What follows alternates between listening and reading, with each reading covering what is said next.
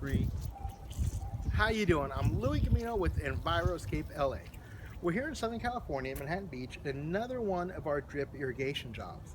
Now, irrigation or drip irrigation has several purposes, several functions we really utilize it for. This one here, it's actually subsurface as opposed to it laying on top of the soil. Now, the reason for that being is they're going to do a native lawn here. So, of course, with the irrigation, the whole goal is to apply water, to the root zone. As you can tell here, through this grid of pipes that are spaced about every 12 inches, we have ran the Rainbird Copper Shield drip technology at 0.6 gallons per hour at 12-inch spacing. Now, if you just take a look, perhaps from the side view here is where I'm looking at, you could notice it's dug pretty uniformly, about 4 inches deep. And as you could tell, these rows of trenches, they're about every 12 inches. Now keep in mind, we are going at a slope here. It's sloping from right is the highest side to left is the lowest side. Now if you take a look down here at the bottom, which we call the toe or the bottom of the slope, you'll notice that these last three are spaced about 16 inches apart, almost 18 inches. Now why is that if we're going at 12 inches every spacing for the row above?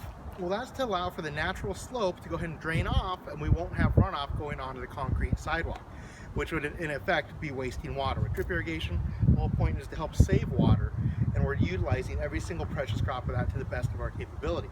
So it's very crucial if you have a slope to go ahead and space that bottom 30%. In this case, we have about 12 feet here, so the bottom 30% would be the bottom 4 feet, to go ahead and space out your drip tubing about 25% more than you did on top. So for our purposes, it's about 18 inches. Another important aspect of the drip irrigation, subsurface as well as on surface, is to have a clean out. Currently we have the zone open right now. If we notice this valve, this is in line with our exhaust header. We have a shut-off valve right here. I'm going to open this guy up. Right now it's flushing out clean water, but after about 6 months, a year, you'll actually notice kind of a chocolate brown tone to that water. That would signify any debris that's in the line.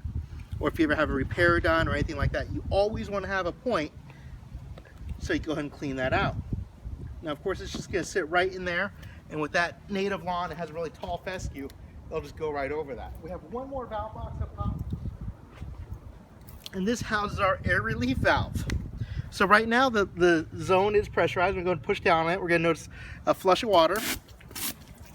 And what that does, it allows air to go ahead and enter the line once in the off position. Whenever we open up a valve, there's a quick back siphoning of air. Well, that will allow the air to escape at that point. You always put that at the highest part, and ideally on your exhaust header. We have the concrete there, so we couldn't put it right on the exhaust header, but it's pretty close, and it is on the highest part. So that's two vital features of a good drip job. One more, we'll take a look at the valves here, the type of valves we're using.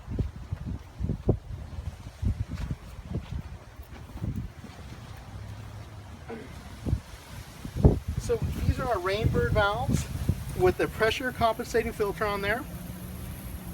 Now there's several different types of valves if you take a look when it comes to drip irrigation, and this is very important. If you notice the one on the right has that orange sticker on it that says LFV, well that's a low flow valve. Those are specifically designed to handle low flow applications. The one on the left there, that is a Rainbird valve as well, and that can handle higher rates of water flow for that matter. So whenever you're designing an irrigation job, you really need to know which valve you're going to use. For our purposes for the lawn area, we're using, we're probably pushing 5 gallons per minute through there. So we're using the regular valve. For our planter area, we're going to probably do 2 to 3 gallons per minute, which is why we're using the low flow valve. So whenever you're designing it, you have to have all these different variables dialed in to ensure a long-lasting drip irrigation job. Those are just a couple tidbits on it. If you need more information, check out our website, enviroscapela.com. So when you think sustainability, think Enviroscape LA.